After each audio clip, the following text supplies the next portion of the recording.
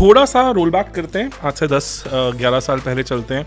2012-13 में अगर आपने उनको स्पिनर्स के अगेंस्ट खेलते देखा होगा तो बिल्कुल फ्लॉलेस गेम थी फॉर 2 बेसिक रीजंस। पहली चीज़, वो अपने रिस्ट और बॉटम हैंड का बहुत ब्रिलियंट यूज़ करते थे। दूसरा, Virat Kohli used to basically come down the track a lot, बहुत ज़्यादा अपना फुटवर्क यूज़ करते थे स्पिनर्स के अगेंस्ट। स्पिन के अगेंस्ट चीज़ें इतनी सिंपल उनके लिए नहीं है, चीज़ें डिफरेंट है। तीसरी एक और प्रॉब्लम क्या जाती है टेस्ट क्रिकेट में, जब स्पिनर रिलेटिवली क्विकर स्पीड पे into the wicket he ball रख रहा है, मतलब with in the stumps he ball रख रहा है, तो उस केस में अगर आप डिफेंड करने जाते हैं तो आपको अपने डिफेंस पे और ज़्यादा ट्रस्ट करने की ज़रूरत पड़ती है। अगर आपने क्लियरली श्रीलंका टूर पे देखा हो तो this has been the problem with Virat Kohli, he has not been able to trust his defence that well.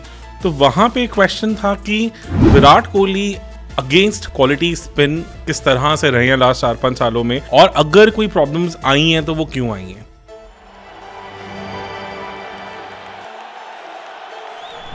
Hello दोस्तों, फाइनली अब फिर मौका मिला आपके साथ इंटरेक्ट करने का, एक मोनोलॉग करने का।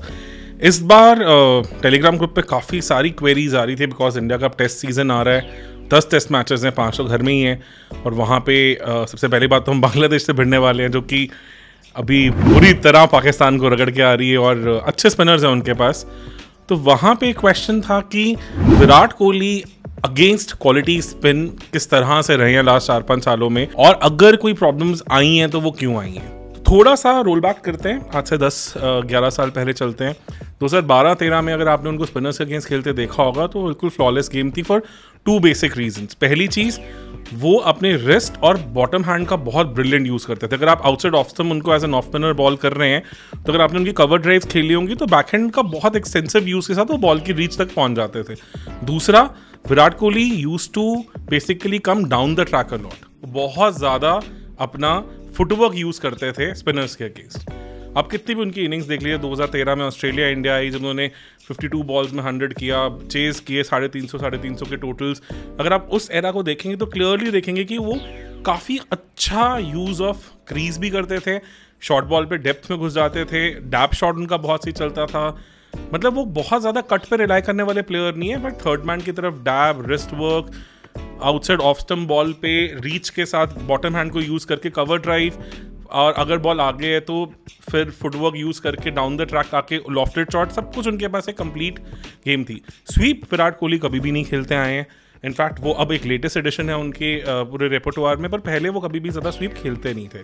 फिर हुआ क्या, देन लास्ट 4-5 सालों में आईपीएल में या इंटरनेशनल क्रिकेट में ये बात ही क्यों होती है कि कहीं ना कहीं विराट कोहली थोड़ा तंग हुए हैं स्पिन के अगेंस्ट, स्पेशली इस श्रीलंकन टूर के बाद जहाँ पे तीनों ओडीआईज में वो स्पिनर्स को नहीं पकड़ पाए, नहीं समझ पाए। उसके बाद इस चीज़ को लेके काफ़ी बातचीत हुई है। उसके कुछ रीजंस हैं। पहला रीज़न, अगर हम उनके टेक्निकल एनालिसिस की बात करें, अगर आपने उनके पिछले 5-6 सालों का स्टांस देखा हो तो एक चीज़ पर उन्होंने काम किया है कि वो थोड़े से क्राउचिंग कंडीशन में थोड़ा बेंड रहते हैं। पहले वो थोड़ा अपराइट रहते थे, अब थोड़ा बेंड रहते हैं, और वो थोड़े ओपन स्टांस के साथ खड़ते हैं अगेंस्ट फास्ट बॉलर्स पर्टिकुलरली, ताकि जो आउटसाइड ऑफ सम बॉल है उन पे ऑटोमेटिकली उनका हाथ ना चले। अदरवाइज वो पहले रीच करने की कोशिश करते थे तो सबको पता था कि 4th-5th स्टंप पे अगर आप बॉल कर रहे हैं तो विराट कोहली को कहीं ना कहीं आउट करने की कैपेबिलिटी रखते हैं। उस चीज़ को उन्होंने कहीं ना कहीं खत्म करने के लिए थोड़ा ओपन स्टांस के साथ खेलना शुरू किया, जिसमें थोड़ा क्राउचिंग कंडीशन में वो रहते हैं, ताकि कहीं ना कहीं एक्सेस टू फील्ड भी उनके पास रहे। और जब क्राउचिंग कंडीशन में रहते हैं तो आपकी कहीं ना कहीं आप में वो इलास्टिसिटी की फॉर्म में एनर्जी आता है शॉट में, जो आप उससे थोड़ा एक्सेस टू फील्ड और बढ़ा सकते हैं। आप क्लियरली देखिए 2018, 19, 20 ऑनवर्ड्स उनका अगर आप हर साल देखेंगे तो उनका ये स्टांस थोड़ा ओपन होता रहा और थोड़ा अपराइट पोजीशन से थोड़ा क्राउचिंग पोजीशन पे आता रहा है। स्पिन के अगेंस्ट चीज़ें इतनी सिंपल उनके लिए नहीं है, चीज़ें डिफरेंट है for 2 reasons. First of all, जब उन्होंने अपनी क्रिकेट शुरू की थी तब रिलेटिवली थोड़े ट्रेडिशनल स्पिनर्स थे। मुरलीधरन उन्होंने ज़्यादा नहीं खेला है, T20 में उनकी 50 रन स्कोर किए उन्होंने, आई थिंक 40 बॉलों में 2 बार आउट हुए। ओडीआई में 15 बॉलिंग खेलनी है, 10 रन। फाइनल्स में भी उन्हें हार्डली से देखा 2 बॉल खेलने का ही मौका मिला था 2011 वर्ल्ड कप का, ज़्यादा नहीं खेला है। शेन वॉर्न को भी उन्होंने आईपीएल में थोड़ा बहुत, बट ओवरऑल उनका जब एरा बिल्ड होना शुरू हुआ तो इंटरनेशनल क्रिकेट में T20 लीग से चलते और फ्लैटर विकेट्स के चलते और ओडीआई रूल्स के चेंज के चलते बॉलर्स अब 5 से 10 किलोमीटर रिलेटिवली क्विक करने लग गए हैं बॉल्स।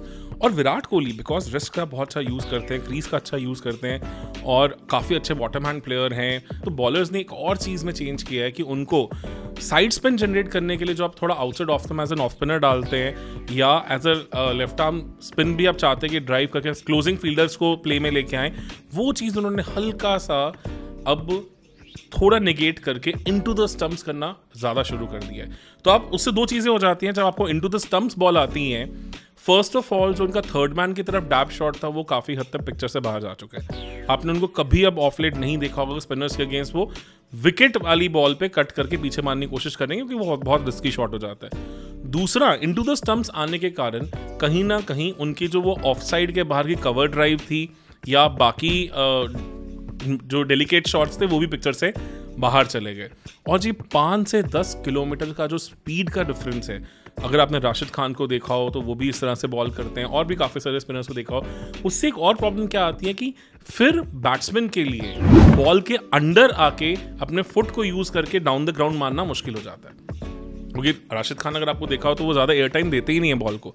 अगर बॉल को ज़्यादा एयर टाइम नहीं मिलेगा तो आप ऐसे बॉलर को लाइन अप नहीं कर सकते। जो बॉल फ्लाइट कर रहा है, हवा में ऊपर फेंक रहा है, आप फिर भी अपना फुटवर्क यूज़ करके पिच पर आके बॉल को आगे मार सकते हैं। ये चीज़ के कारण कहीं ना कहीं विराट कोहली के 2-3 major run scoring shots picture से बाहर चले गए। पहला, जो वो फुटवर्क अच्छा यूज़ करते थे, डाउन द ग्राउंड खेलते थे, और दूसरा जो वो dab shots and all cut shots खेलते थे, वो पिक्चर से बाहर चले गए।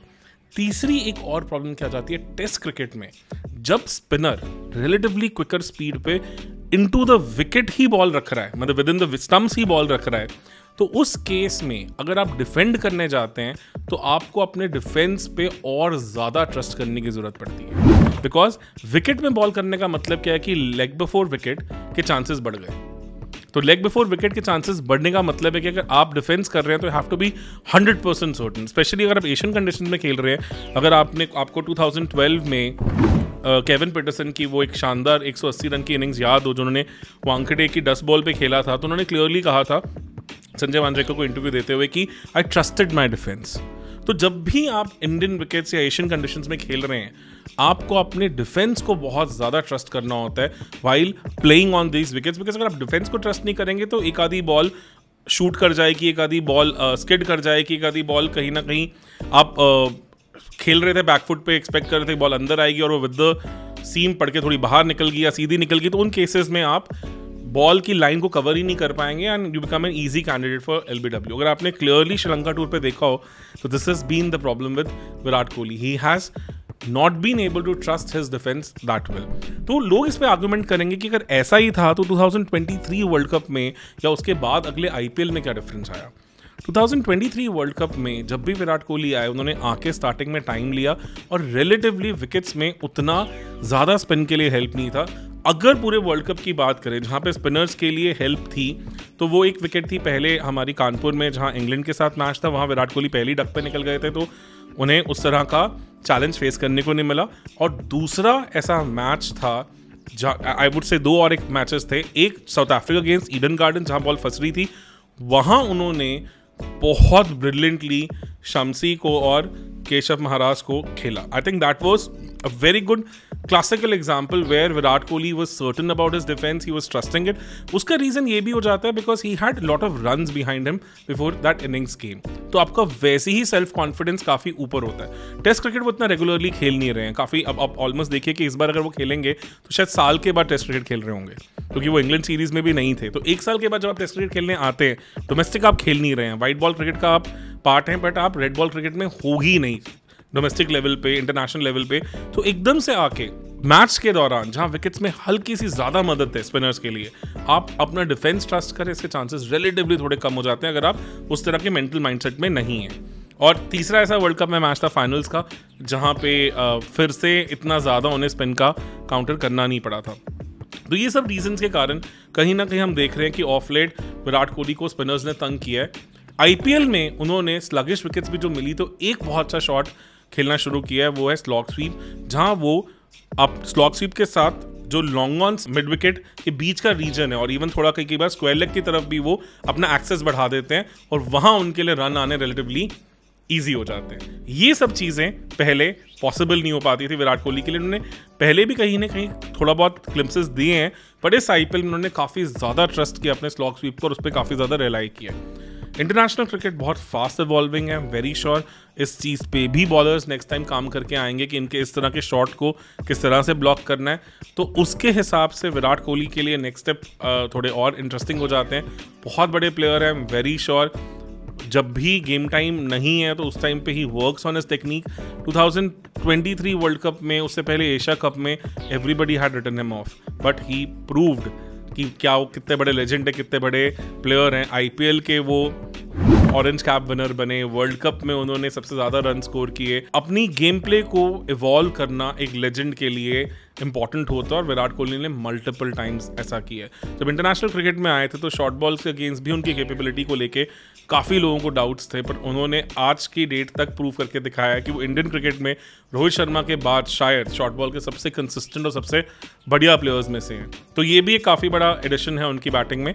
तो काफ़ी इंटरेस्टिंग रहेगा कि अगले 10 जो मैचेस हैं उसमें उनको अच्छे स्पिनर्स खेलने को मिलने हैं। नीथन लायन के साथ उनका काफ़ी बड़ा अब चैलेंज होगा, और क्योंकि पुजारा उस सीरीज़ में नहीं होंगे तो और ज़्यादा इम्पैक्ट रहेगा विराट कोहली का कि वो किस तरह से नीथन लायन को नलिफाई करते हैं। बिकॉज 2020-2021 सीरीज़ में काफ़ी हद तक इंडियन विक्ट्री का क्रेडिट इस चीज़ को जाता है कि उन्होंने नीथन लायन को बहुत अच्छे से खेला था। विराट कोहली ने नहीं, as an Indian team, but इस बार पुजारा नहीं है तो विराट कोहली से थोड़ी सी एक्सपेक्टेशन ज़्यादा होगी इस चीज़ को लेकर, बिकॉज रिलेटिवली हमारा बैटिंग लाइनअप थोड़ा कम एक्सपीरियंस होगा as compare to the earlier 2 series. तो इसी के साथ फ्रेंड्स कोशिश रहेगी आपके साथ और बहुत सारे टॉपिक्स पे ऊपर हम डिस्कशंस करें। प्लीज़ आप ट्राई करें कि इस चैनल को सब्सक्राइब करें। ज़्यादा से ज़्यादा फॉलोअर्स होंगे तो हमारे लिए और सारे इनिशिएटिव्स लेके आना भी आसान होगा। अगले वीडियो के लिए फिर मिलते हैं।